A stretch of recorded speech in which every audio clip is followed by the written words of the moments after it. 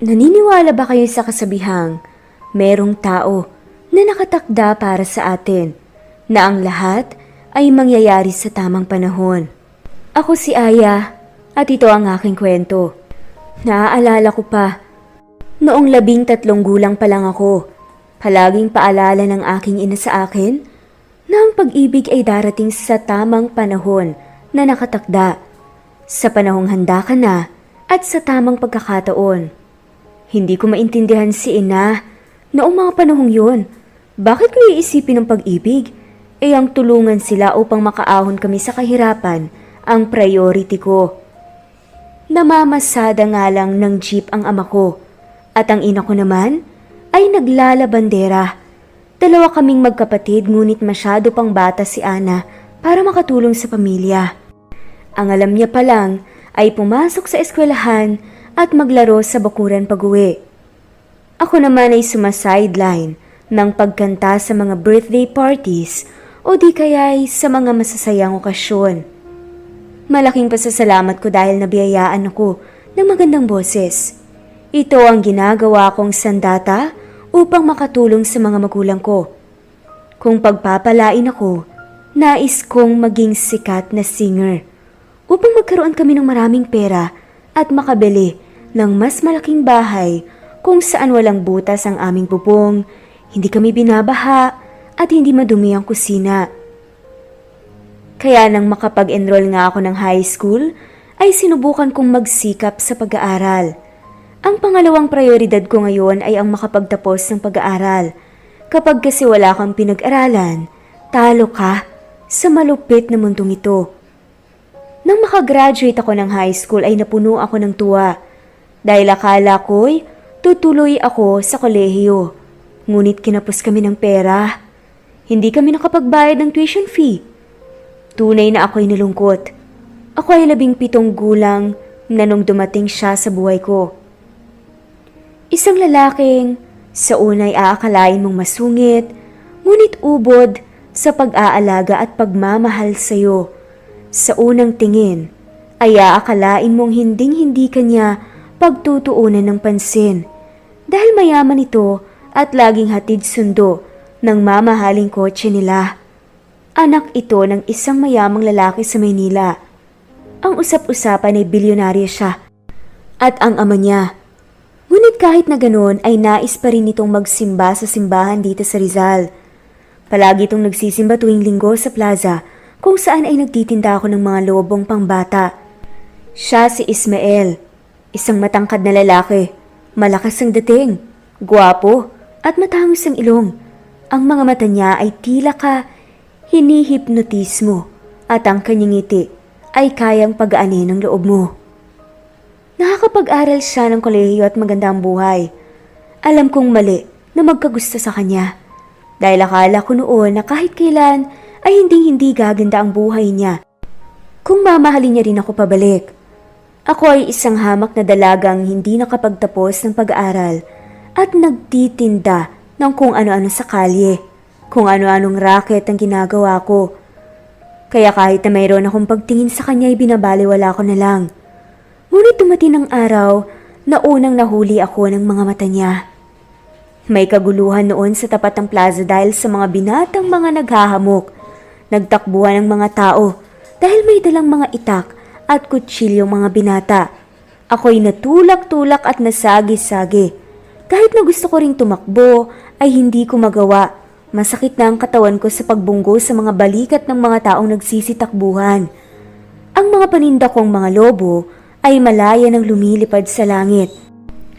Akala ko'y katapusan ko na nang makitang nanakbo ang isang adik sa gawi ko, ngunit may malakas na braso ang humigit sa akin at ipinasok ako sa kanyang kotse. Hinihingal na napasandal ako sa bintana ng kotse. Ilang segundo kong hindi inisip kung sino ba ang nagligtas sa akin dahil sa pagod at pag-inda ko sa sakit ng balikat ko. At nang idilat ko ang aking mga mata at iniangat ang paningin ay tumama ang malalalim at magagandang mga mata niya sa akin. Ang mga kilay niya ay salubong at bakas ang inis sa gwapo niyang mukha. Bakit hindi ka nalang tumakbo? Galit niyang tanong gamit ang baritono niyang boses. Tila nagkukumahog ang puso ko sa saya ng tinitigan nga niya ako at kinausap. Ha? Hula sa sarili kong sambit. Nakita mong delikado, hindi ba? Sana tumakbo ka na. Panenermo niya sa akin. Madiin akong napalunok ng laway. Hindi ako makapagsalita dahil sa nakakatunaw niyang mga tingin. Nasasagi kasi ako ng mga tao. Malalim siyang napabuntong hininga. Maya-maya'y sinipat niya ito. Wala ka bang natamong sugat? Seryoso niyang tanong. Sa babae. Mabilis namang umiling. Si Aya. Wala naman. Pero masakit ang balikat ko. Sabi nga nito. Tumango nga si Aya sa kapinaandarang kanyang sasakyan. Teka, saan mo ko dadalhin? Nag-aalalang tanong ni Aya. Sa 7-Eleven, bibili tayo ng salon pass. Sagot naman ng lalaki. Ha? Nako, hindi na kailangan. Maayos lang ako. Natigilan si Aya nang samaan niya ito ng tingin. Tila sinasabi na huwag na nga siyang magpasaway. Pero hindi mo na kailangan pang mag-abala. Bulong nito. Hindi na nga lamang sumagot ang lalaki at seryosong nagmaneho. Minasdan ni Aya ang itsura niya. Bakas ang inis sa napakagwapo niyang muka.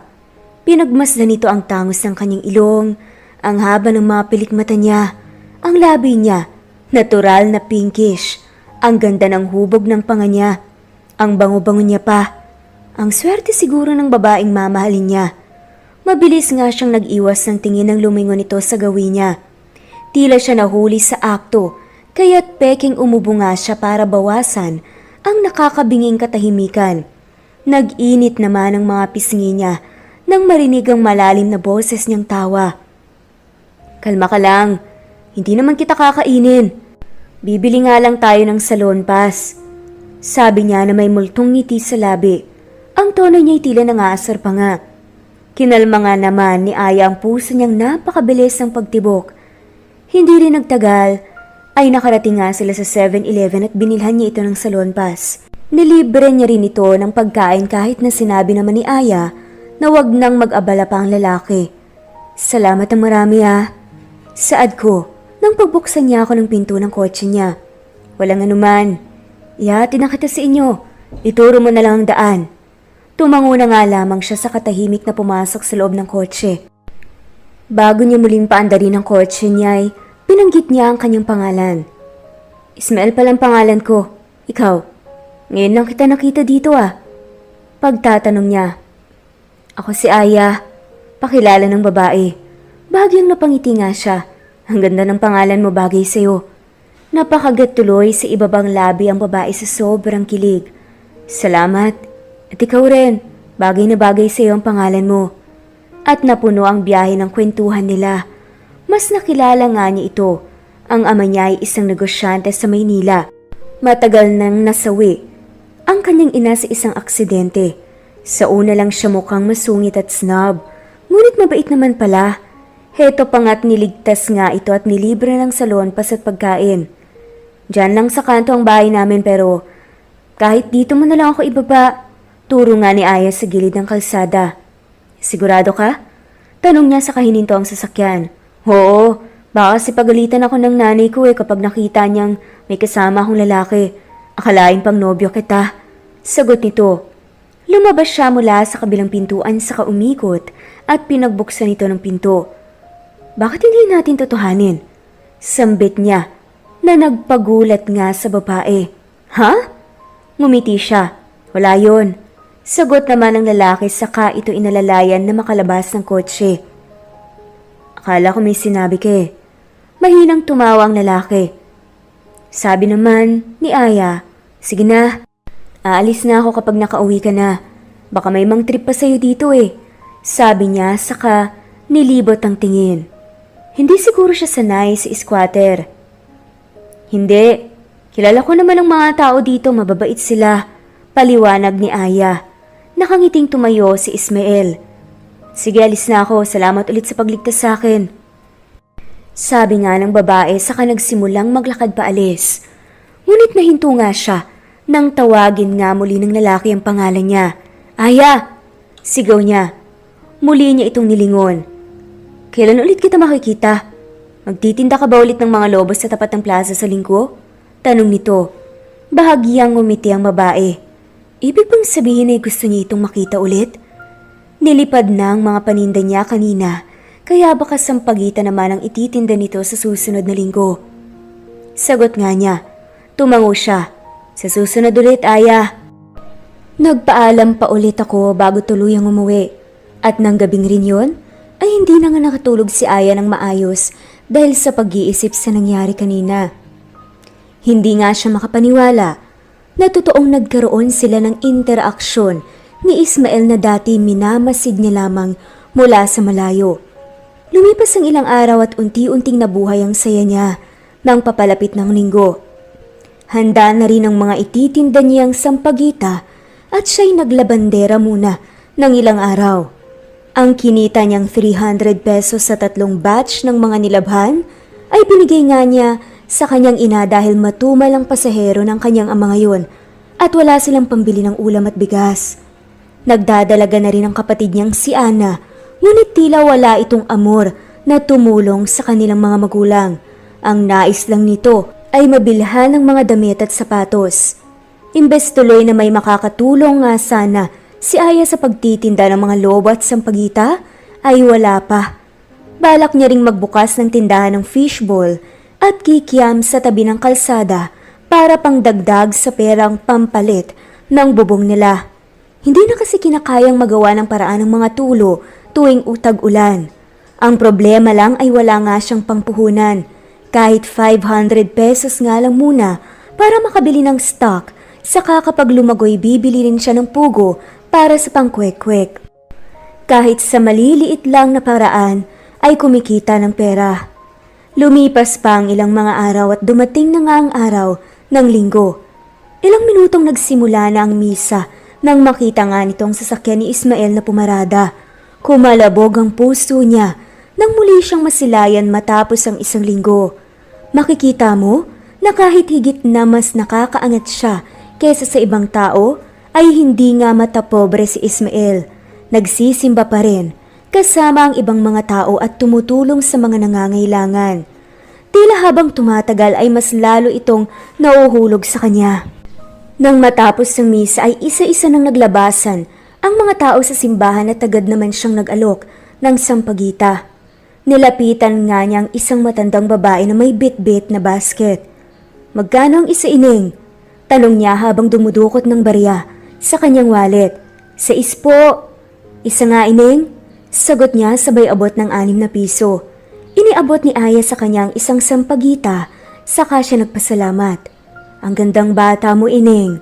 Dapat ay imbes na nagtitinda ka ng sampagita, ay rumakit ka ng pagmomodel.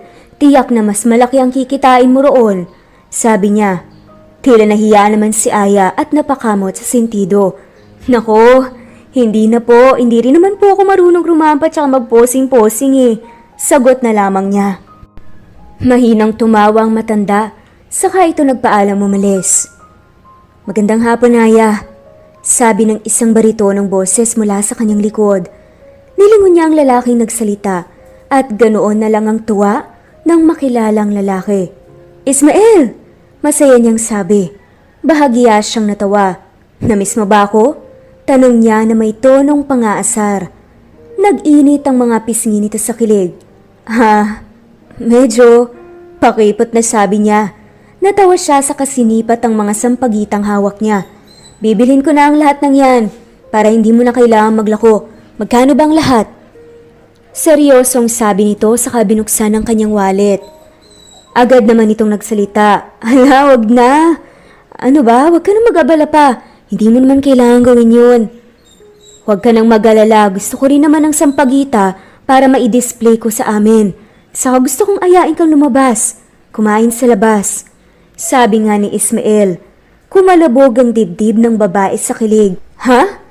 Niyayaya mo ba ako makipag-date? Hindi makapaniwala niyang tanong. Kinindatan niya ito kaya't lalo namang nag-init ang mga pisngi ni Aya. Oh, sige pala.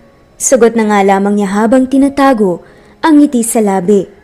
Dahil niyayaya na ako, sino ba naman ako para tumanggi, hindi ba? Sa isip nga ni Aya. Agad din naman niya itong iginiya sa sasakyan niya. Pinagbuksan nga siya ni Ismael ng pinto bago siya umikot at pumasok sa loob ng kotse sa kabilang side. Saan mo pa gustong kumain? Tanong niya sa kapinaandarang sasakyan. May bagong bukas na mamihan doon sa kanto. Gusto raw sana niyang subukan. Huwag na tayo sa sobrang mahal, sabi pa nga ni Aya. Akala nga niya iaarte nga si Ismael dahil baka hindi nga siya sanay na kumain sa tiyanggi lang. Ngunit tumango siya na may ngiti sa labi. Tunay ngang mabait siya at walang halong arte kahit na may pera. Nang makadating nga muli, ay pinagbuksan niya ito ng pinto. Napaka-gentleman talaga. Ano pong order niyo, ma'am, sir? Nilingon nga ni Aya si Ismael. Ikaw, ano bang gusto mo? Tanong nga ni Aya sa kanya dahil baka ngayon nga lang siya kakain ng mami. Pero ang nakakagulat ay sabi nito, ikaw, ang gusto ko wala sa sarili niyang sambit, ngunit agad ding binawi ang sinabi ng makita ang pagkagulat sa mukha ni Aya. Narinig din ni Aya ang pagtawa sa kilig ng babae sa harap nila. Ang ibig kong sabihin, ikaw na ang pumili ng para sa akin. Hindi ko alam kung anong mas masarap eh. Sagot niya habang namumula ang pisngi. Yung may kanin na lang, miss, saka 2 soft drinks. Sagot ni Aya sa babae. Iniiwasan nga ni Aya ang titig ng lalaki sa tabi niya. Naiilang kasi siya. 45 pesos po ang isang order ng mami with rice. 90 pesos naman po ang 2 tapos po 10 pesos po ang isang soft drinks kaya bali 110 pesos po lahat. Paliwanag ng cashier. Tumango si Ismael saka iniabot ang bayad. Pinili rin nila ang upuan na malapit sa electric fan dahil baka sanay na nga siya sa air conditioner at hindi sanay sa mainit na panahon. Sa susunod na date natin, ako naman manlilibre. Masayang sabi nga ng babae nang makaupo. Ako na, akong lalaki sa ating dalawa eh. Sagot naman ni Ismael. Pero hindi naman natapatas yun. Ako na, pagpupumilit pa nga ni Aya. Tinitigan nga niya ito sa kangumiti. Ako na, sapat na ang pagpayag mong makipag-date sa akin. Sabi niya na nagpatigil dito. Diyos ko, hulog na po ata ako sa lalaking to. Napuno ng kwentuhan ng buong date nila sa mamihan. Ikinuwento niya ang pangarap niyang makapagpatayo ng sarili niyang kumpanya na hindi umaasa sa pera ng kanyang ama. Sinabi niya rin dito ang mga hilig niyang gawin, mga paborito niyang pagkain at iba kaya't mas lalo pa nga nilang nakilala ang isa't isa. Nang matapos rin ang araw na yon ay muli nga siyang hinatid ng lalaki sa tapat ng kanto at nasundan pa ng nasundan ang mga pagkikita nilang dalawa. Hindi rin nagtagal ay nagsimula nga siyang manligaw. Kay Aya, minsan ay dinadala nga niya ito sa Maynila ng isang araw na hindi alam ng magulang ni Aya. Ipapasyal niya ito sa mga malalaking mall o kaya sa mga park. Isang pasyal nila ay dinala nga niya si Aya sa amusement park. Sinakyan nila ang iba't ibang masasayang rides doon at walang makakapantay sa sayang nararamdaman ni Aya noong araw na yon. Dahil sa araw ding yon ay sinagot na nga niya ito. Wala ngang pagsidlan ang saya na naramdaman nun ni Ismael. Sabi pa nga sa kanya ni Aya habang malapit nga sila sa carousel na talaga namang napakaganda ng ilaw at napaka-romantic. Pinapatigil na kitang manligaw. Sabay nilingon nga niya si Ismael. Nakita nga niyang kumunot ang noon ng lalaki at tila nalungkot pa nga. At nag-aalalang sabi nito, Ha? Anong ibig mong sabihin? Hindi mo ba ako gusto? Malungkot pang ang tanong nito. Lihim na napangiti ang babae. Gusto na kitang patigilin sa panliligaw dahil nakita ko kung gaano ka sincere. Tsaka nakita ko na deserve mo ang oo ko. Sabi nga ng babae na siya namang halos ikatalon ni Ismael at napapalakpak pa nga ito at hindi na nga napigilan ng sarili at mahigpit na nayakap si Aya. Ganun din naman ang ginawa ni Aya. At sa unang pagkakataon, naibigay nga nilang matamis na halik sa isa't isa. Araw-araw pinadadalan nga siya ni Ismael ng rosas at tsokolate sa bagong pinagtatrabahuan ni Aya. Nag-apply nga ito sa malapit na karinderya. Madalas din ay binibisita niya ito doon at doon sila kumakain.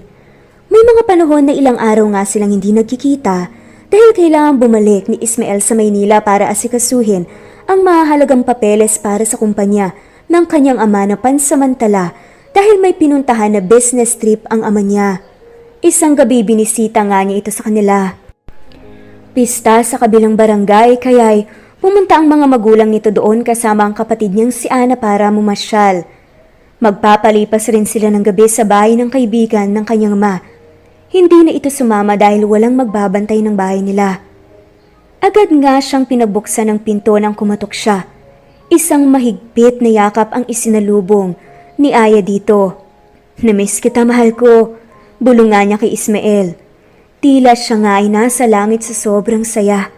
Hinagkat nga niya ang pisngi nito nang humiwalay sa pagkakayakap dito. Nakita niya ang pagsilay ng matamis na ngiti sa labi niya. "Mahal din kita," nakangiti niyang sagot. Muli nga siyang niyakap nito. "Naganda ako ng kaldereta para sa'yo. Tara at kumain tayo?" Sabi nga nito saka siya iginaya sa kanilang kusina. Nilibot nga niya ang tingin sa loob ng tahanan nila. Nakaramdam naman si Aya ng kaunting hiya. Malamang ay hindi siya sanay sa ganitong maliit at masikip na bahay. Mansyon nga siguro ang tirahan ni Ismael sa Manila. "Kapag nagpakasal tayo, lilipat ang mga magulang mo sa mas malaking bahay. Magpapatayo ako ng bahay para sa kanila.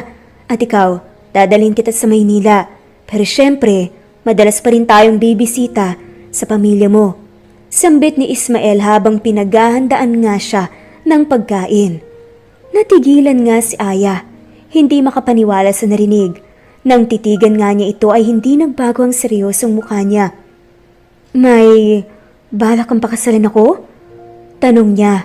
Ngumiti ang lalaki ng matamis sa kainabot ang kaliwang kamay ni Aya at hinalikan yun.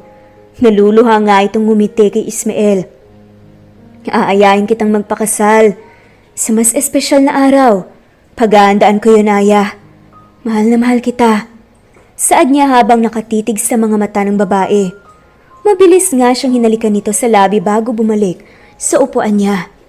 Bakas ang gulat at saya sa kanyang mga mata matapos nga niya itong halikan. "Mahal na mahal din kita, Ismael." Dahil sa pagmamahalan na nararamdaman nila sa isa't isa, ay natapos ang gabing yon, nayakap-yakap nila ang isa't isa sa ilalim ng kumot at walang saplot.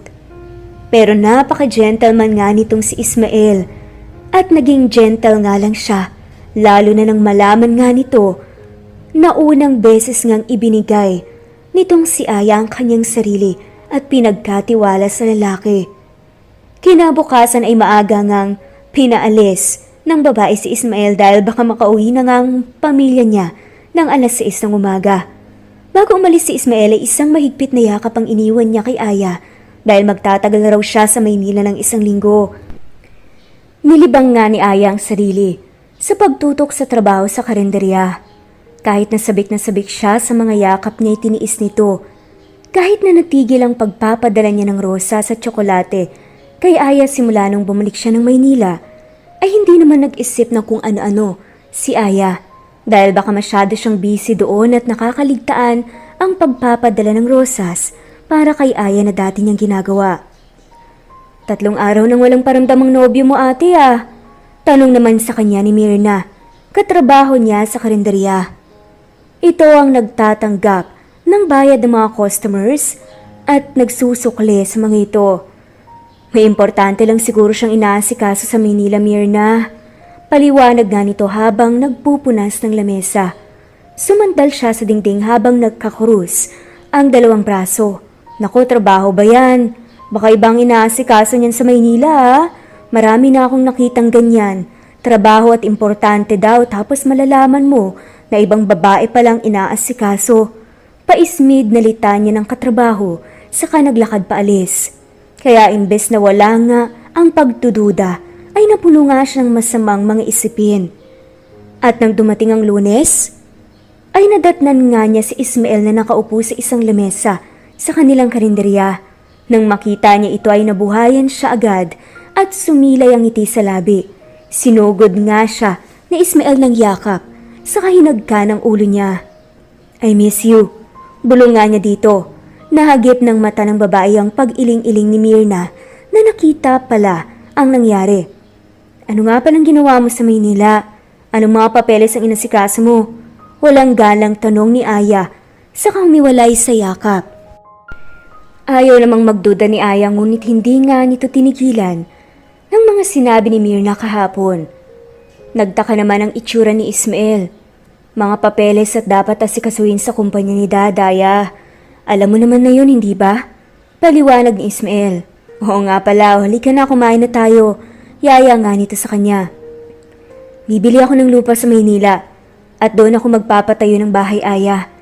Para may malilipatan na tayo pagkatapos nating magpakasal. Nagsimulang magkwento si Ismael habang pinaghahandaan nito ng pagkain. Tila nabura ang lahat ng pag-aalinlangan ni Aya nang marinig nga niya ang sinabi niya. Wala naman nang dapat pagdudahan pa. Alam niyang mahal siya ni Ismael at may balak siya para sa kanilang dalawa. Natapos ang araw na yon na binantayan niya ang pagtatrabaho nito. Ang sabi niya'y nakakaaliw raw si Aya na panoorin. Nang matapos ang shift nito ay pinasakay nga niya ito ng sasakyan at inayang mag-date. Saan mo gustong pumunta? Sandali namang nagalinlangan si Aya. Matagal na nga niyang gustong sabihin sa kanya na gusto nga niyang sana maipakilala nga siya sa kanyang ama dahil hindi rin magtatagal ay ipakikilala na rin niya ang lalaki sa kanyang inatama. Pumunta tayo sa inyo, Ismael. Gusto ko sanang makilala yung ama mo eh. Napanood nga niya kung paano parang nawala ng kulay ang mukha ng lalaki. Hindi muna sa ngayon, Aya. May problema kasi sa amin eh at hindi muna kita pwedeng ipakilala sa kanya. Mahina ang boses niyang paliwanag. Tila nawalan ng saya at gana si Aya. Ganun ba? Pero hindi na nga lamang niya pinahalata. I'm sorry. Masuyong sabi nga ni Ismael. Ayos lang, Ismael. Sigurado naman akong ipapakilala mo rin ako sa kanya kapag handa ka na. Kahit na mabigat ang loob ay pumasyal pa nga rin sila. Bawi niya raw iyon dahil matagal nga silang hindi nagkita. Dinala niya ito sa isang mamahaling kainan at doon nagsimulang magkwento sa mga nangyari sa kanya sa nagdaan na linggo. Muli niya itong hinatid sa kanto dahil hindi pa rin siya handa na malaman ng kanyang mga magulang na mayroon na nga itong nobyo.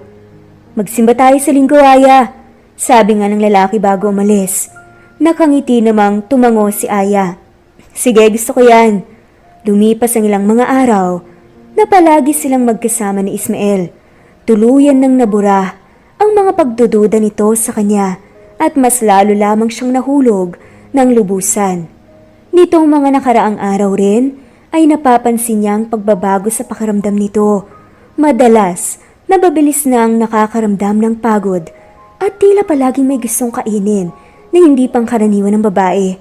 O di kaya ibiglaan lang. Naroon rin ang pagiging antukin ni Aya at pagsusuka sa umaga. Nang ipalam nga niya yon kay Myrna upang sana'y manghingi ng kasagutan ay nagulat siya. Naku ate, hindi kaya buntis ka? Turan nga ng katrabaho.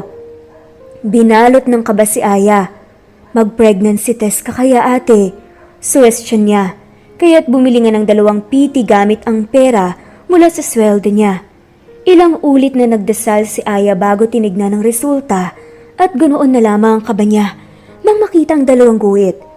Bakit nangyayari to? Hindi pa ako pwedeng mabuntis. Wala pa akong sapat na ipon eh. At hindi pa kami kasal ni Ismael. Buong gabi ay umiyak siya at napagdesisyonan na huwag munang sabihin kay Ismael na siya ay nagdadalang tao. Sumapit ang linggo at nag-aabang na nga siya sa tapat ng plaza para sana sabay silang pumasok ni Ismael sa loob ng simbahan. Ngunit nagsimula ng misa at wala pa siya. Unti-unti na nga rin niyang iniisip na baka hindi matutuloy ang simbang na pag-usapan nila. Kaya't nang lumipas ang 20 minuto, ay napagdesisyonan ni Aya na magsimba na lang mag-isa. Ngunit bago pa nga ito makapasok, ay may sasakyang huminto sa kanilang harapan at lumabas ang isang lalaking hindi niya kilala. Ikaw ba si Aya? Magalang nitong tanong kay Aya. Opo. Ano pong kailangan niya sa akin? Pinapasabi lang po ni Sir Ismael na umuwi na kayo dahil hindi siya tutuloy sa simbang na pag-usapan niyang dalawa. May mahalaga siyang kailangan puntahan sa Maynila. Yan lang, maraming salamat Miss Saya. Pinagmasdan ni Aya ang pagalis ng sasakyan. Kahit na malungkot, ay nawala ng gana at tumuloy pa rin ito sa pagsimba. Ipinagdasal niya ang kanilang magiging anak nilang dalawa ni Ismael, ang pamilya niya, at ang relasyon nila ni Ismael. Nang gabi sa parehas na araw na yun, ay humabol si Ismael at binisita nga ito sa kanila. Pakiramdam ni Aya ay hindi pa nga siya handa na ipaalam sa kanyang ama at ina ang tungkol sa kanilang dalawa ni Ismael at sa batang dinadala niya sa kanyang sinapupunan, kaya't pinaliwanag nga niya kay Ismael na hindi na muna siya ipapakilala sa pamilya nito. Pasensya ka na Ismael, pangako na ipakikilala rin kita sa pamilya ko sa oras na handa na ako. Malungkot na sabi ni Aya habang naglalakad sila sa tabing dagat. Dinala nga siya ng lalaki sa Batangas upang ipasyal muli. Ang pagdadala niya dito sa magandang lugar ay ang pangbawi niya minsan sa hindi nga niya pagsipot sa usapan nilang pagkikita. Binalot nga ng mainit niyang kamay ang kamay ng babae saka siya tumitig sa kanyang mga mata. Ayos lang Aya, naiintindihan ko. Ngumiti si Aya ng matamis sa kanya. Saglit ngang natigilan si Aya nang maalala ang pagdadalang tao. Hindi kaya ito na ang tamang panahon upang sabihin kay Ismael ang tungkol sa magiging anak nila? Tungkol sa sinabi mo sa akin nung nakaraang araw, Aya. Tungkol sa nais mong makilala ang ama ko. Napatitig ito sa kanya. Nakaramdam tuloy ng kakaibang kaba si Aya. Kung papayag ka, ipakikilala na kita sa kanya bukas rin. Sasabihin natin sa kanya na may balak na tayong magpakasal. Hindi ka nakapagkolehiyo, hindi ba? Pagkatapos ng kasal natin, pag-aaralin kita. Hahayaan kitang tuparin mo kung ano man ang pangarap mo sa buhay na kasama ako. Ang puso naman ni Aya ay sobrang nilamon ng saya at pagmamahal. Ano ba ang kagitingan na nagawa niya at bakit siya pinagpala ng ganito sa lalaki? Maraming salamat Ismael. Buong puso niyang sabi, saka siya siniil ng halik sa ilalim ng maliwanag na buwan. Napapaligiran ng mga ilaw mula sa mga bituin. Natapos ang gabing yon na siya'y higit pa sa masaya. Hindi niya pa rin nasabi sa kanya ang tungkol sa pagbubuntis nito, ngunit dahil sa narinig niya mula sa kanya'y panatag nga siyang tatanggapin niya ito at ang magiging anak nila. Kinabukasan ay tila mahihimatay nga ang babae sa kaba. Nag-aabang na ang sasakyan ni Ismael sa kanya sa tapat ng kanto na palagi niyang pinagbababaan dito. Ang paliwanag nga ni Aya sa kanyang mga magulang ay may kaibigan nga lang siya sa Maynila na nais siyang makita muli. Ang dinahilan nga lang niya ay ililibre niya ito ng pamasahe at ng pansamantalang matutuluyan. Matamis ang ngiti ni Ismael nang lumabas siya mula sa kanyang sasakyan. Muli pinagbuksan niya ito ng pinto ng kotse, saka siya umikot at sumakay. Bago niya paandarin ang sasakyan ay hinuli nga niya ang kamay ni Aya sa katumitig ng mariin dito. Magiging maayos ang lahat, hindi ba? Kinakabahan na tanong ni Aya sa kanya. Hindi siya sumagot at bagkus, mas hinigpita ng pagkakahawak sa kamay nito. Habang nasa biyahe ay hindi nga niya mapigilan na hindi kabahan. Paano kung hindi siya magustuhan ng ama niya? Paano kung hindi magiging maayos ang lahat di gaya ng iniisip nila? Buong biyahe rin ay napuno ng kwentuhan nila ni Ismael. Huminto sila sa isang kainan bago muling bumalik sa biyahe. Plano rin na sa Maynila na nga ipagtatapat ng babae kay Ismael ang pagbubuntis niya. Hindi rin kasi pwedeng patagalin pa at hindi rin magtatagal ay lalaki rin ang tiyan niya. Nais mo ba munang pumasyal bago tayo pumunta sa amin? Salita ni Ismael. Napatingin nga si Aya sa kanya sa katinignan ng kalsada sa labas. Sige, pasyal muna tayo. Para din maikalma ko naman ang kaba ko. Sabi nga nito. Tumango siya sa kanagmaneho papunta sa mall.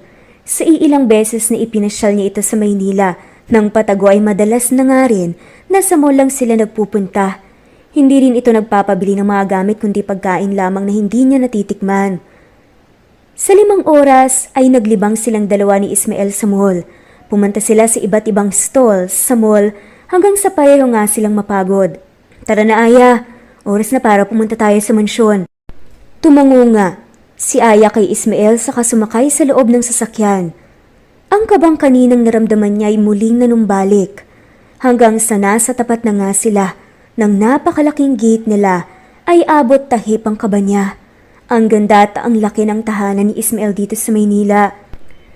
Pinagbuksan nga sila ng kanilang guards at sa kanya ipinark ang sasakyan sa kanilang parking lot. Marami pang ibang mga sasakyan ang nakaparada sa garahe, kaya't lalo lamang namangha sa pamilya ni Ismael si Aya. Lalo na nang nasa tapat na nga sila ng kanilang malaking mansyon. Mahigpit na hinawakan ni Ismael ang kanyang kamay, saka sila nagsimulang maglakad papasok. Sinalubong nga sila ng napakaluwang na tanggapan. Sa gitna ay isang mataas at malaking spiral stair. Ang mansyon ay 4 na palapag ang taas at napakaganda talaga sa loob. Wow! Bulong nga ni Aya. Naramdaman nga nito ang titig sa kanya ni Ismael. Nagustuhan mo ba, Aya? Dito ka titira pagkatapos ng kasal natin, sabi ni Ismael.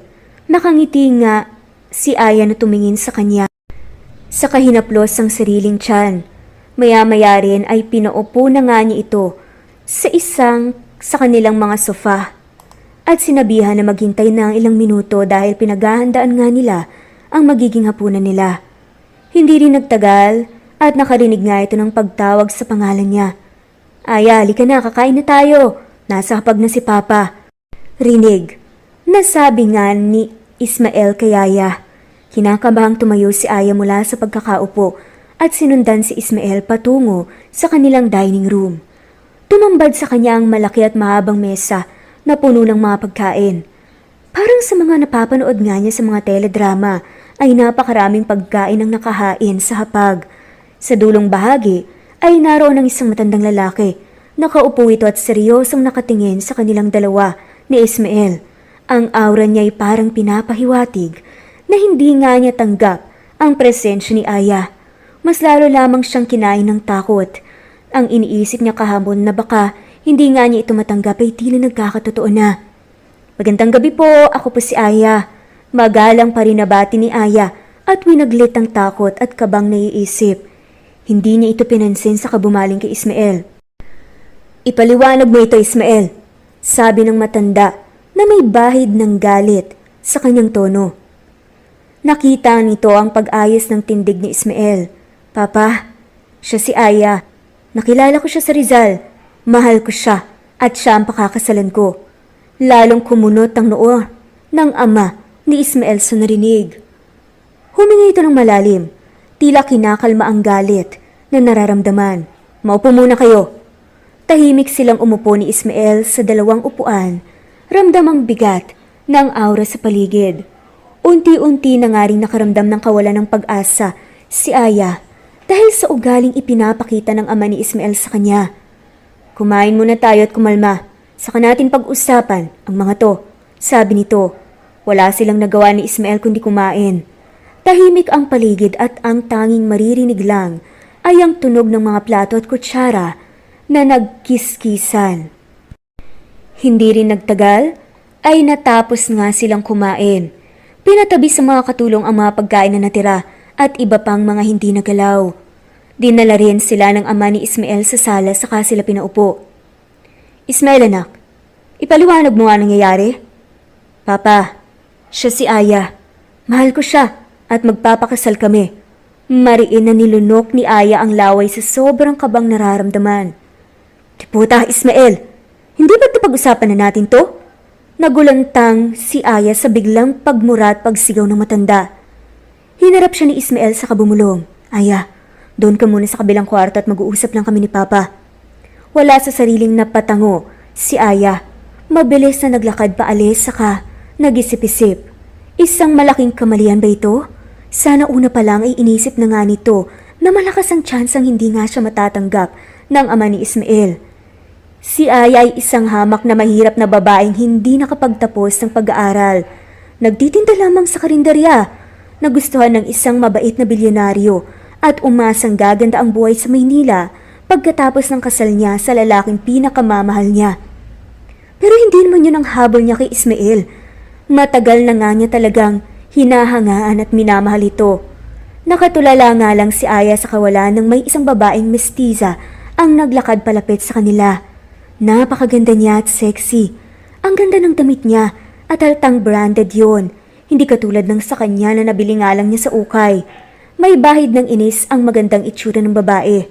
Sino ka? Tanong nga niya dito. Ako si Aya, sabi naman ng babae. Bakit magkasama kayo ni Ismael? Hindi na nga nakasagot pa si Aya. Sino bang babaeng to? At kaano-ano niya si Ismael? Bakit siya galit sa akin gayong? Ngayon ko lang naman siya nakita. Ipinakilala niya ako sa kanyang ama. Bakas ang gulat sa mukha ng babae. Ano? Sasagot pa sana si Aya ngunit natigilan siya nang dumating ang ama ni Ismael. Galit ang itsura nitong nakatingin kay Aya. Papa, who the hell is this woman? Galit na tanong ng babae sa ama ni Ismael. Ara, leave me and this woman for now. Kakausapin ko lang siya. Mahinahon na sabi ng ama ni Ismael sa babae. Malakas na tapasinghap ang magandang babae na nagngangalang si Aranina. Saka nagmarch siya nang umalis. Sinong babaeng yun? Kaano-ano siya ni Ismael? Ihamaw po ka. Mahinahon pero mariin na sabi ng ama ni Ismael. Saka tinuro ang upuan sa likod niya. Sinunod naman niya ni Aya. At siya rin ay umupo sa upuang kaharap nito. Ako si Vincent. Kilala mo naman na siguro ako. Bilang ama ni Ismael, panimula niya. Maagang nawala ang kanyang ina. Ni hindi niya ito nasilayan. Kaya hayok siya sa pagmamahal ng isang babae. Pasensya na iha dahil sa naging pakikitungo ko sa iyo kanina. Sadyang ako lamang ay nabigla. Tila ako ay nabunutan ng tinik sa lalamunan. Sa isip nga ni Aya, ang kamang nararamdaman niya kanina ay naglaho. Kung gano'n ay hindi naman pala totoo ang mga iniisip niyang ayaw sa kanya ng ama nito. May pag-asa bang hindi nga niya ito ilalayo kay Ismael at hindi sila paghiwalayin? Mabait na bata si Ismael. Matulungin sa magulang at masipag. Siya pa ang nag-aasikaso ng aking kumpanya. Dahil ako ngayon may sakit, patuloy lang na nakinig si Aya. Kahit kailan ay hindi nagdala ng babae si Ismael dito sa pamamahay ko. Akala ko'y mawawala na lang ako sa mundo at hindi pa siya makakahanap ng babaeng magmamahal at mag-aalaga sa kanya kahit nawala na ako. Hindi ko maipahiwatig ang aking nararamdaman. Sa isip naman ng babae, higit nga siyang masaya sa mga nararamdaman niya. Kung tunay ngang kayo na may balak na magpakasal, sana ay mapatunayan mong tunay mong mahal si Ismael kung sino man siya at hindi ang pangalan at yamang daladala niya. Napatango na nga lamang si Aya sa kanya. Ang babae kanina, siya si Aranina. Nakatatandang kapatid ni Ismael. Anak ko si Aranina sa aking unang asawa. Masungit at suplada man siya sa umpisa lalo pat hindi pa niya lubos nakakilala ang isang tao.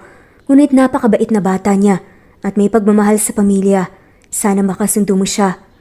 Nakangiting tumango naman ang babae. Opo, mamahalin ko ng lubusan ang inyong anak at ang magiging anak namin. Sambit nito, sabay haplos sa sariling tiyan. Natigilan ng matanda at maya-maya'y nanlaki ang mga mata. Diyos ko, bulong niya at bakas ang kasiyahan sa kanyang mga mata. Magkakaanak na po kami ng anak niyo. Opo at medyo maaga pa upang ako'y magbuntis. Ngunit sisiguraduhin ko pong mamahalin ko ng tunay ang aking magiging pamilya. Sambit nito. Ngumiti sa kanya ang ama ni Ismael. Kailan mo balak sabihin kay Ismael ang tungkol dito? Tanong niya. Saglit namang natigilan si Aya. Kailan ko nga ba balak sabihin kay Ismael na magkakaanak kami? Napatanong siya sa sarili. Sa oras po na handa na ako, sagot ni Aya. Natapos ang gabing yon na puno ng kasiyahan ng puso niya. Nag-usap si Ismael at ang kanyang ama nang masinsinan at siya'y naiwan sa sala upang makapagpahinga. Ang ate naman ni Ismael na si Aranina ay medyo ilap pa rin kay Aya. Siguro ay matagal pa bago mapalagay ang kanyang loob kay Aya. Hindi rin nagtagal at natapos na nga ang usapan ng mag-ama. Ang babae naman, hinatid na ni Ismael sa isa sa mga kwarto. Magpahinga ka na Aya, may kailangan na akong puntahan. Sabi ni Ismael habang nakayakap sa likuran ng babae. Nakaupo sila ngayon sa kama at naglalambingan. Saan ka pupunta? Tanong nga ni Aya dito. May bibilhin lang ako para sa'yo. Tiyak na magugustuhan mo yon. Sabi ni Ismael kaya naman ay napalingon si Aya sa kanya. Ano yun? Wala naman akong matatandaan na may gusto akong ipabili sa iyo ah. Hinalikan nga ni Ismael ang tuktok ng ulo ng babae, saka yumakap ng mahigpit. Secret, malalaman mo rin kapag bumalik ako. Napasimangot na nga lamang si Aya sa kanya. Tinawanan nga siya ni Ismael sa kasiniil ng halik sa labi. Mahal na mahal kita, Aya. Siguradong sigurado ako na makakasalan kita. Mahal na mahal din kita, Ismael. Salamat sa lahat at salamat sa pagmamahal mo sa akin. Saglit ngang natigilan si Aya. Pakaramdam niya ito na ang tamang oras para ipagtapat nga niya dito na siya'y nagdadalang tao. Ismael? May pagtatapat ako sa iyo, sabi ni Aya. Nahalata nito ang pagseseryoso ng mukha ni Ismael. Siguro ay nahalata din niya na seryoso ang sasabihin ni Aya sa kanya. At dahil nasabi na rin naman ni Aya, sa ama nito ay magiging maayos naman siguro ang lahat. Panahon na upang malaman niya ang pagbubuntis nito. Karapatan niyang malaman yun. Huwag kang mabibigla. Nagdadalang tao ako, Ismael. Nagbunga ang pagmamahalan natin. Pag-amin nga nito, narinig niya ang pagbawi ni Ismael ng kanyang hininga. Ang mga mata niya ay nanlalaki at ang kanyang bibig ay magkahiwalay. Bakas na bakas sa kanyang mukha ang matinding gulat. Ngunit kahit na ganoon ay naaninag nito ang kasiyahan sa kislap ng kanyang mga mata. Nanginginig na din naman ito ang kanyang kamay sa kanyang tiyan. Totoo ba? Tanong niya na halos pabulong. Ang mga mata niya ay naluluha na rin habang si Aya ay siniil niya ng matamis na halik. Naiiyak si Aya at tumango sa kasya ni Yakap ng mahigpit. Maraming salamat, Aya. Mahal na mahal din kita. Sambit niya sa kasya hinagkan. Magkayakap nga silang natulog ng gabing iyon, ngunit nang sumapit ang 3:00 ng madaling araw, ay bumangon si Ismael. Nagpupungas na siya'y napabangon rin. Saan ka pupunta? Nilingon niya nga ito saka ipinagpatuloy ang pag-aayos ng kamisetang suot. Hindi ba't sabi ko mayroon akong mahalagang bibilhin para sa'yo? Sagot niya. Kahit madilim sa silid ay kitang-kita ni Aya ang magandang postura ni Ismael sa ilalim ng maliwanag na buwan. Ano ba kasi yun? Tanong ni Aya. Hindi niya ito sinagot at bagkus ay nilapitan siya at hinalikan sa pisngi. Malalaman mo rin pagbalik ko. Tiyak akong magugustuhan mo yon. Wala na nga siyang nagawa kundi ang panoorin na sumakay si Ismael sa kanyang sasakyan at panoorin ang pagalis niya. Hindi nga siya nagdududa ng kahit na ano pero may kakaibang pinapahiwatig ang hangin sa kanya. Kaya't lalo siyang nagdarasal bago siya muling natulog. Kinabukasan, nagising nga siya na nakahiga sa kama. Kung ganoon ay wala pa si Ismael. Bulong nga niya sa sarili habang inaayos ang pinagtulugan. Lumabas siya ng kwarto at bumaba na nga sa hagdan. Nakakapagtaka ring tila tahimik at malungkot ang paligid. Nadatnan nga niya ang isang katulong na si Edna. Mas bata lamang, ng 1 taon, aligaga siya sa pagpupunas ng mesa. Anong meron? Tanong nito sa kanya. Bakas ang lungkot sa mga mata ni Edna. Mas mabuti ho siguro na si Mr. Vince na po ang magpaliwanag ng nangyari. Ang masasabi ko lang ho ay magpakatatag po kayo. Tatagan niyo po ang damdamin niyo. Hindi po maganda ang sinapit ni Sir Ismael kagabi. Tila nalaglag ang puso ni Aya sa takot at kaba dahil sa narinig. Agad niyang pinuntahan ng ama ni Ismael na saktong nakasalubong niya. Galing siya sa kanyang sasakyan at tila kauuwi lang. Iha, si Ismael. Malungkot at naiiyak na sabi ng ama nito. Ano pang nangyari? Naaksidente siya kagabi. Bumangga sa poste ang sasakyan ni Ismael at ngayon ay nasa ospital siya. Paliwanag ng ama ni Ismael na nagpalaglag ng puso ni Aya. Gusto ko po siyang puntahan. Hindi naman siya pinigilan ng ama ni Ismael at hinatid pa nga siya ng ospital. Habang nasa biyahe sila ay dasal nito na sana okay lang ang lalaki. Hindi naman daw masyadong napuruan si Ismael ngunit bilang ama ay labis ang pag-aalala ko. Si Ismael na lang ang natitirang alaala ko sa kanyang ina. Sabi ng ama ni Ismael habang sila ay nasa biyahe. Halos tinakbo nga niya ang daan papunta sa silid ni Ismael. Nang makapasok ay agad nga niyang niyakap ang natutulog na si Ismael. May mga nakakabit na kung anong aparato sa kanyang katawan at marami siyang natamong sugat. Mahimbing siya natutulog. Diyos ko, kayo ho ba ang misis ng pasyente? Tanong sa kanya nang kakapasok lang ng nurse. Nilingon niya ito. Magiging maayos po bang kalagayan ni Ismael? Tipid na ngumiti ang nurse. Sa ngayon ay maayos naman po ang kalagayan niya. May mga sugat lang po siya, ngunit hindi naman po delikado. Makasisiguro lamang po tayo na walang ibang problema sa oras na magising siya. Paliwanag ng nurse. Nagpasalamat naman si Aya sa nurse sa katinutukan ng pansin ng natutulog na si Ismael. Narinig rin niya ang pagsara ng pinto.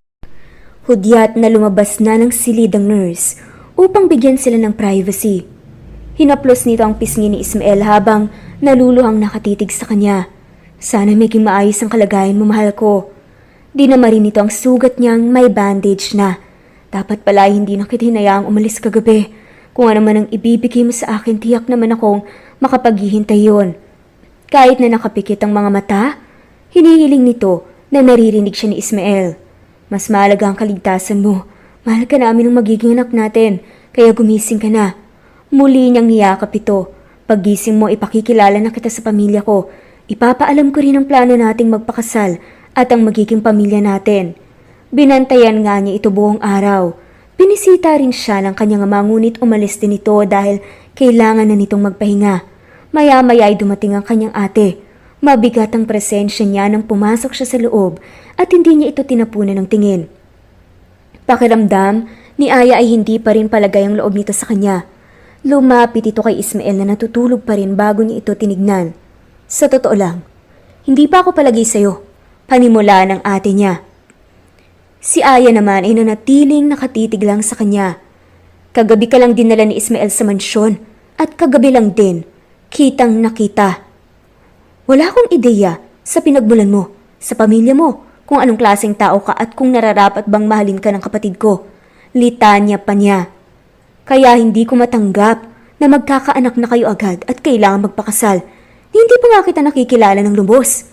Dagdag niya, abot tahip na ang kanyang kaba. Alam na ba ng pamilya mo na nandito ka sa Maynila at tila namamanhikan na? Alam na ba nilang buntis ka na at naghihintay na lang ng kasal? Mas matanda ako sa inyong dalawa kaya alam kong masyado pa kayong bata para sa pamilya. Ilang buwan pa lang ba kayong magkakilala? Ilang taon ka ba? Ang bilis ng mga pangyayari. Hindi na nga nakasagot pa si Aya.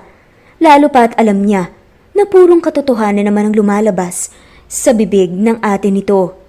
Mahal mo ba talaga ang kapatid ko o pera lang namin ang mahal mo? Nakagat nito ang ibabang labi niya sa kahinarap siya. Hindi niya tatanggapin na kinwe-question ng isang tao ang pagmamahal niya at nararamdaman para kay Ismael. Tunay kong mahal si Ismael. Maski ako ay nabigla sa bilis ng mga pangyayari. Hindi ako handa, pero sigurado kong mahal ko ang kapatid mo. Sagot nito, natahimik lang. Si Ara. Kahit naman tumutol ako, wala naman akong magagawa. Heto nga't magkakapamangkin na ako sa'yo. Sana lang ay hindi lumating ang panahon na parehas niyong pagsisihan ng mga desisyong gagawin niyo. Dahil marami pang pwedeng mangyari sa buhay niyong dalawa. Hindi dapat minamadali ang kasal at pag-aanak. Pero buhay dahil nasa tamang edad na kayo. Oh, let me correct myself.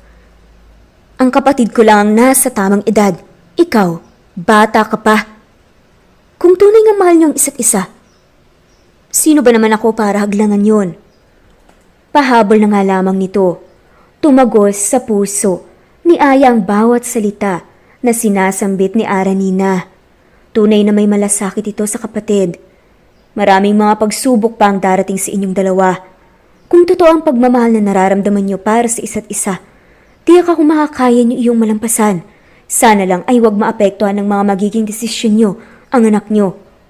Yun lang at umalis na nga siya. Naiwan naman si Aya na nakatulala at dinadamdam ang mga sinabi niya. Kahit na mukha siyang suplada, ay malalaman mong isa lang siyang taong may pagmamahal sa mga taong malapit sa kanyang puso. Isang malalim na hininga ang pinakawalan nito bago muling umupo sa upuan na katabi ng higaan ni Ismael. Mariin niyang tinitigan si Ismael. Maya-maya ay nanlaki ang mga mata ni Aya nang makita ang paggalaw ng daliri niya. Agad siyang nagtawag ng nurse. Mabilis namang nagsidatingan ng nurse, pati na rin ng doktor. Siya ay naupo lang sa gilid. Pinanood kung paano nila asikasuhin si Ismael at check-upin. Napuno ng saya ang puso ng babae nang makita ang pagdilat ng kanyang mga mata. Agad siyang lumapit sa kanya at naluluhang hinaplos ang kanyang pisngi. Nanatili siyang nakatingin dito. Nagugulan siya nang tila nagtataka ang itsura niya habang sinusuri ang mukha nito. Ismael? Hinawakan niya ang kamay nito at nilagay sa pisngi niya. Sino ka? Isang tanong na ikinagulat ng babae. Agad na nagsalita ang isa sa mga nurse. Ma'am, maaari hong pansamantalang hindi makaalala si Mister dahil sa shock na nakuha ng kanyang ulo sa pagbangga. Huwag po kayong magalala at babalik rin po ang alaala sa mabilis sa panahon. Natigilan lang si Aya sa katinitigan si Ismael. Ang kailangan po niya ay matinding pag-unawa at pag-aalaga. Iparamdam niyo po sa pasyente ang pagmamahal upang mabilis nga rin siyang makaalala. Dagdag ng nurse bago sila isa-isang lumabas ng silid. Pero naiwan naman ng doktor. Kinuwento nga nito ang tila himalang nangyari kay Ismael. Miss Aya, gusto ko sanang malaman mo na parang himala nga ang nangyari sa iyong asawa. Nalaman ko na sobra ang pinsala na nangyari dahil sa pagkakabunggo at malakas na impact dahil sa pagkakabangga sa poste. Pero nalaman ko na tila parang may guardian angel ata si Ismael at naligtas pa rin siya. Kahit nangyari ito, magpasalamat na lang po kayo na ito lang ang pinsalang natamo niya. Siguro dahil na rin sa pagiging makadiyos niya at pagtitiwala niya sa Diyos na malalampasan niya ang bawat pagsubok kaya nangyari to. Napangiti naman itong si Aya.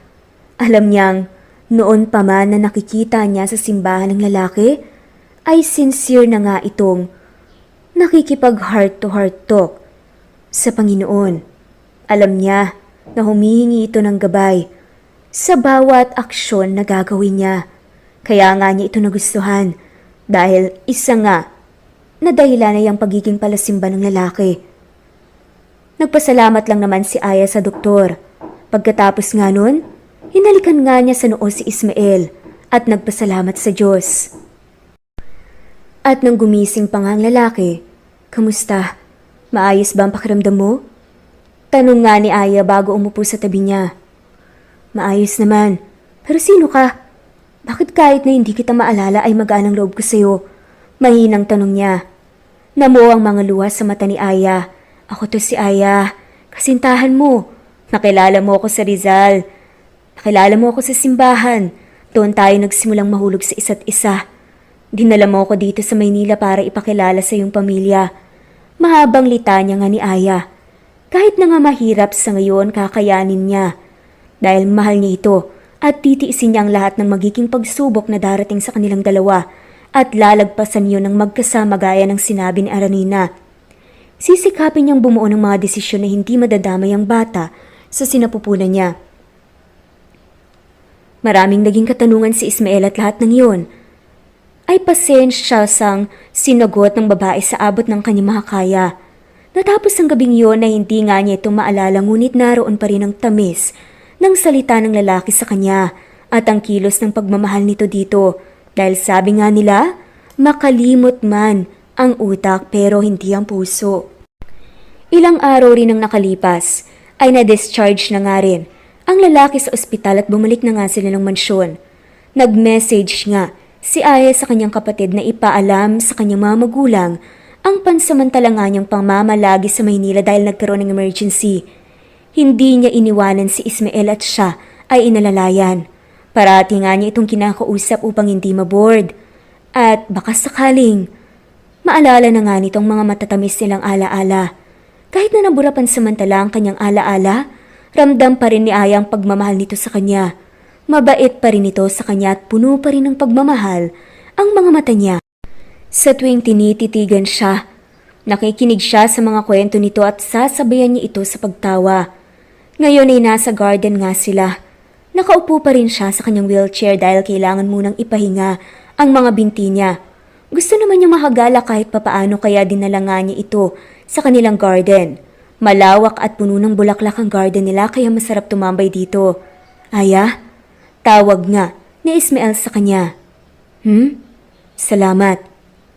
Tugon ng lalaki. Napatingin si Aya sa kanya at agad siyang nilapitan. Sabi pa nga nito, kahit na hindi kita naalala, napaka maunawain mo sa akin. Ramdam ko ang pagmamahal mo at ramdam ko rin sa puso ko na mahal kita kahit hindi kita maalala. Binalot ng saya ang kanyang puso sa narinig. Mahal kita kaya hindi kita iiwan, Ismael. Tatatagan ko pa ang aking loob para sa mga darating pang mga pagsubok sa ating relasyon. Sisiguraduhin kong mananaig ang pagmamahalan natin. Ngumiti si Ismael kay Aya.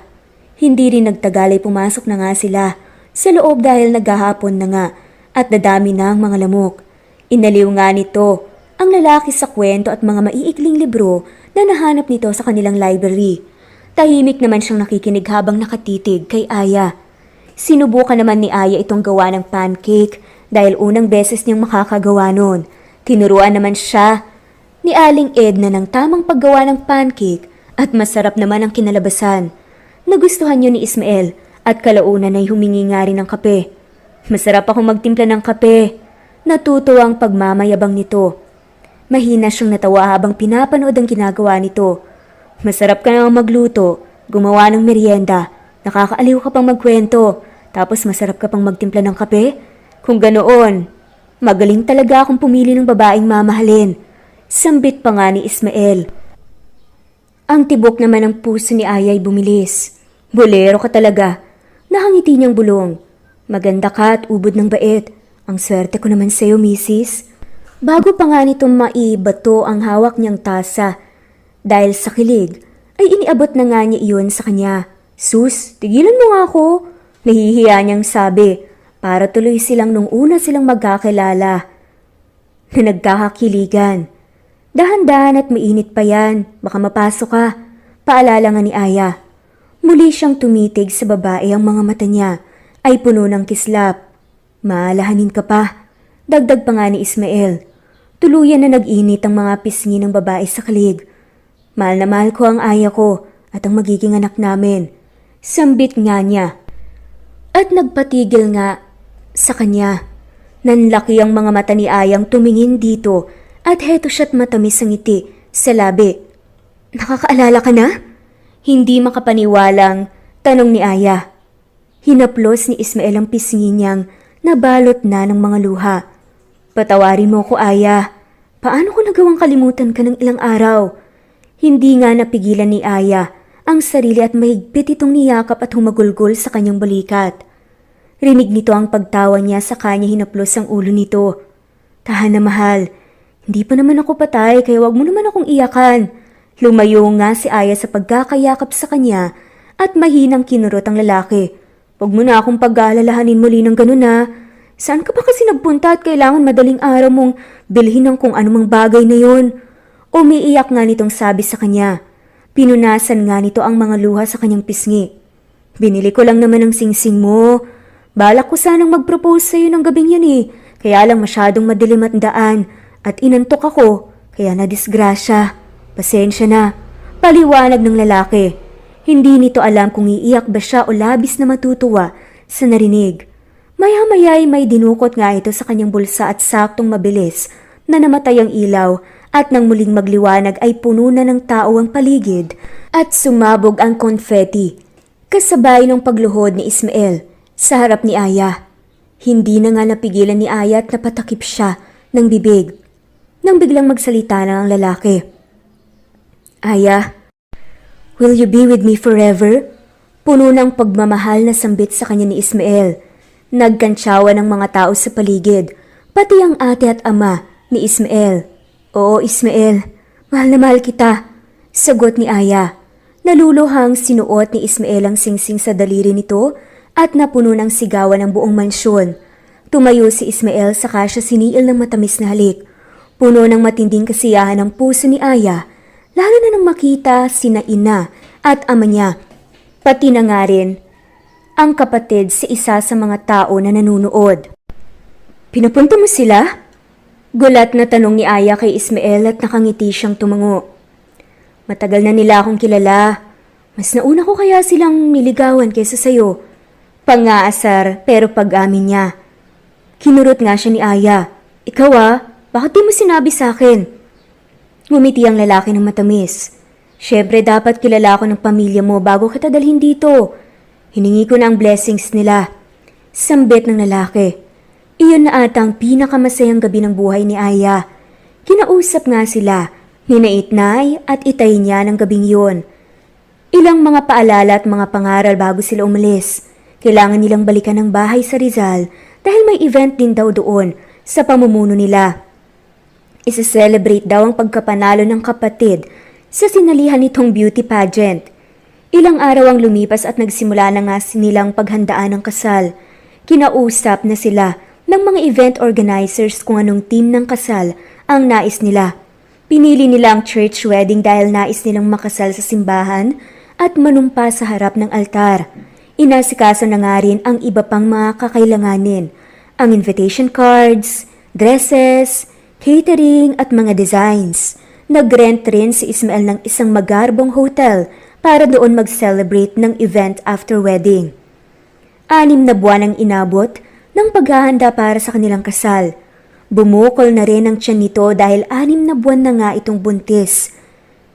Isasabay rin sa after-wedding celebration ng gender reveal ng kanilang baby. Minsan nga'y hinuhulaan nila ni Ismael ang kasarian ng magiging anak nila. Sigurado akong lalaki ang anak natin. Masayang sambit pa nga ni Ismael. Ano? Prinsesa ang magiging anak natin no? Sagot naman ni Aya. Ang anak natin magbabasketball paglaki. Pinaglalaban talaga ni Ismael. Basta, babae ang magiging anak natin. Agad din namang natapos ang munting pagtatalo nila tungkol sa gender ng bata dahil sa lambingan. Tapos na rin ang pagpapatahi ng kanyang wedding gown at heto siya at nasa ibabaw ng higaan. Kinabukasan na ang kasal nila ni Ismael at matinding kaba at excitement ang nararamdaman nito ngayon. Gusto niya sanang sukatin ang gown ngunit paalala lang kanyang ate Aranina na hindi daw matutuloy ang kasal kapag sinukat ng bride ang gown isang araw bago ang kasal. Hindi naman naniniwala si Aya sa pamahiin ngunit wala namang masama sa pagsunod dito. At dumating na nga ang araw na pinakahihintay nilang lahat. Sa wakas, ikakasal na nga si Aya. Nasa tapat na nga sila ng simbahan. Sa simbahan, kung saan nga lang niya dati sinusulyapan ang lalaki at kung saan sila unang nagkakilala. Nasa tapat nga rin ang sasakyan. Hindi nga ni Aya maikalma ang kanyang puso sa kaba at tuwa. Inalalayan nga siya ng mga serbidora bago siya tumigil sa tapat ng pinto. Lumapit sa kanya ang kanyang itay at naluluha siyang niyakap. Ikakasal na ang panganay ko. Sambit nito. Sinuklian nga naman niya ang kanyang ama ng matamis na ngiti. Bumukas na nga rin sa wakas ang matangkad na pinto ng simbahan at tumambad ang mga bisitang nakaupo sa mga upuan, ang pari sa gitna at si Ismael sa gilid. Napakagwapo niya sa suot niyang tuxedo at sa ayos niya. Tumugtog ang piano at nagsimula na nga silang maglakad ng kanyang itay palapit sa altar. Sa bawat hakbang na tinatahak nito ay unti-unting nababalot ng pagmamahal at kasiyahan ng puso niya. Kitang-kita nito ang kasiyahan sa itsura ni Ismael habang pinapanood ang paglapit nito sa kanya. At nang sa wakas ay nasa harap na nga niya ito ay kinuha niya ang braso ng babae mula sa kanyang itay. Alagaan mo ang panganay ko, iho. Paalala nga ng itay nito bago siya naglakad paalis at iniwan sila ni Ismael sa harap ng altar, sa harap ng pari. Ang ganda naman ng magiging asawa ko. Bulong pa nga sa kanya ni Ismael. Napakagwapo mo rin sa ayos mo. Puri naman ni Aya sa kanya. Sabay silang napatingin sa harap ng magsalitang pare. Nandito tayong lahat ngayon upang tuklasan ang pag-iisang dibdib ng dalawang pusong pinagtagpo ng tadhana at minahal ang isa't isa. Panimula niya, bago natin simulan ang napakagandang seremonyang ito, ay ako ay magtatanong. Tumayo ang tumututol sa kasalang ito. Umalingaw-ngaw ang boses ng pari sa buong simbahan. Natahimik ang paligid. Kung gayon, ay simulan na natin. Nagsimula ng magsalita ang pare at sila ay nakinig sa kanya hanggang sa dumating na nga ang pinaka-inaabangan ng lahat. Ismael, do you take Aya to be your wife to live in holy matrimony? to love her, to honor her, to comfort her, and to keep her in sickness and in health, forsaking all others for as long as you both shall live? Humigpit ang hawak ni Ismael sa kanyang mga kamay, sa kapuno ng pagmamahal na tumitig sa mga mata ni Aya. I do, Father. Sagot ng lalaki.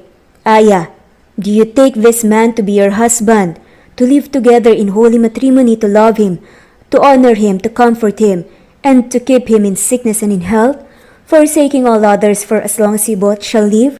Naluluhang ngumiti ang babae at sagot nito, I do. Muling nagsalita ang pare at nanatili silang dalawa ni Ismael na nakatitig sa isa't isa. Maaari niyo nang sabihin ang mga nais niyong sabihin sa isa't isa. Hudyat ng pare. Nagsalita si Ismael.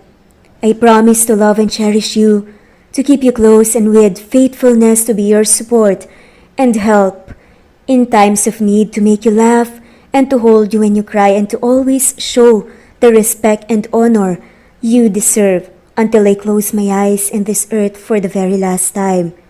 Hindi na nga napigilan ni Aya na kumawala ang luha sa kanyang mga mata. Ismael, pinapangako kong mamahalin kita ng lubos hanggang sa huling hininga ko. Aalagaan kita, yayakapin, uunawain, tatanggapin, at pagsisilbihan sa abot ng aking makakaya. Kayo ng magiging anak natin, mahal na mahal kita. At sa wakas, sabi na nga ng pare, and with that, you may now kiss the bride. Dahan-dahang iniangat ni Ismael ang belo nito sa kahinaplos ang pisngi ni Aya. Aya, mahal na mahal kita. Bulong niya saka ito siniil ng halik sa labi. Narinig naman ang masigabong palakpakan at mga hiyawan. Simula ngayong araw na to ay kasal na nga si Aya. Sa lalaking dati, pinapangarap lang niya. Pagkatapos ng kasal ay diretso na nga sila sa hotel na nirentahan ni Ismael. Nag-celebrate ng kasal at ang pinakahihintay niya, ang gender reveal ng baby niya. Ang sabi ay pupunta nga sila sa rooftop ng hotel at mag-aabang ng fireworks. Kapag asul ang kulay ng mga paputok, lalaki ang anak nila. At kung pula naman, babae. Hawak siya ni Ismael sa kanyang mga bisig habang inaabangan nila ang fireworks. Kung ano pa ang magiging kasarian ng baby, tatanggapin ko yon. At mamahalin ko kayo ng labis-labis. Paalala ni Ismael habang pinapanood nila kung paano sindihan ng mga fireworks. Hindi rin nagtagal ay umilaw ang madilim na kalangitan. Sa kulay asul, malakas na hiyawan ang namayani sa paligid at kinulong nga ni Ismael ang isa't isa sa mahigpit na yakap. Hindi kailanman masusukat kung gaano kasaya si Aya. Hindi man siya pinanganak na mayaman, hindi man siya nakapagtapos ng pag-aaral at pawang tintera lang ang sampagitan noon. Sa tapat ng simbahan, siya naman ay biniyayaan ng isang lalaking magmamahal sa kanya ng labis. Pamilyang nakasuporta sa kanya, mga bagong kaibigan na masasandalan, at panibagong kinabukasan kasama ang asawa at magiging anak nila. Ilang buwan ang lumipas at siya ay nanganak na nga. Isang malusog na sanggol na lalaki ang anak nila. Nasa tabi nga niya ngayon si Ismael nang una nga niyang mahawakan ang anak niya.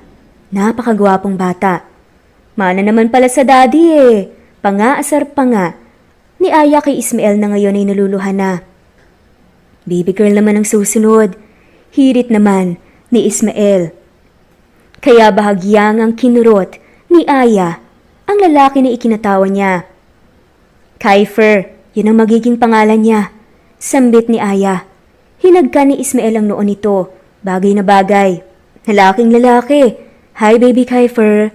Reaksyon ni Ismael sa kakinarga ang anak nila. Sinubaybayan nila kung paano unang nagdilat ang mga mata ni Kaifer. Una nilang narinig ang sweet niyang tawa. Ang unang salita niya kung paano siya unang gumapang at ang unang paghakbang niya.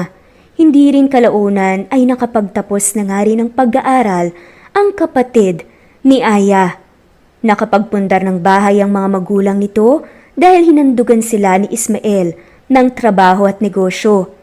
Ang ate naman ni Ismael na si Aranina ay nakapag-asawa ng hapon sa Japan. Ilang taon matapos ngang manganak ni Aya, pinag-aral nga siya ni Ismael gaya ng pangako nito. At dahil na nga rin inspirasyon ni Aya ang kanyang anak, At si Ismael, nakapagtapos nga siya with flying colors pa. Ginamit nga niyang motivation ang pagiging batang ina.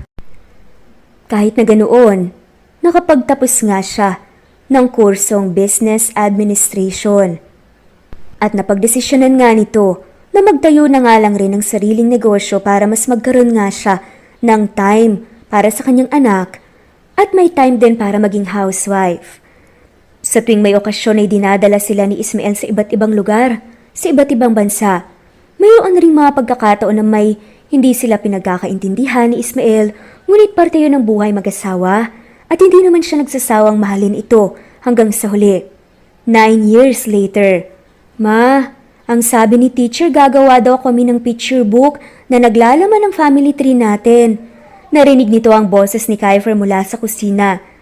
Nagbe-bake ngayon ang babae ng cookies dahil mamaya rin ay darating ang mga kaibigan ni Era. Si Era ang bunso niyang anak, maganda at mahiyaing bata. Si Kiefer naman ay lumaking napakagwapo at palakaibigan. Mukha nga atang sasakit ang ulo ni Aya kapag nagbinata ng panganay niya dahil sa mga babaeng paiiyakin niya. Ngayon pa nga lang na wala siyang 10, ay marami na siyang natatanggap na love letters. Paano pa kaya kapag lumaki pa siya?